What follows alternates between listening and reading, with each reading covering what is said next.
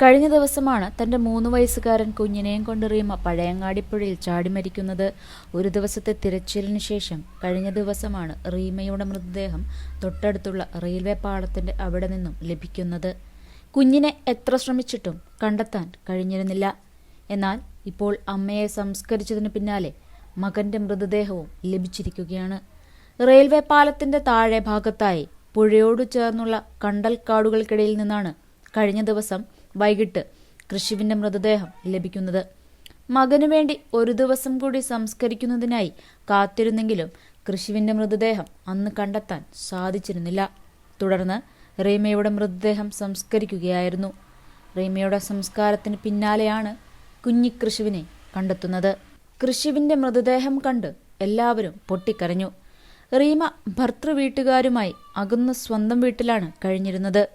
ശനിയാഴ്ച മാതാപിതാക്കൾ വീടിന്റെ മുകളിലത്തെ നിലയിൽ ഉറങ്ങാൻ പോയ ശേഷം രാത്രി 12:30-ഓടെ മകൻ കൃഷിവ് രാജിനെയും എടുത്ത് സ്കൂട്ടറിലാണ് റീമ ചെമ്പല്ലിക്കുണ്ട് പുഴയോരത്തെത്തിയത്.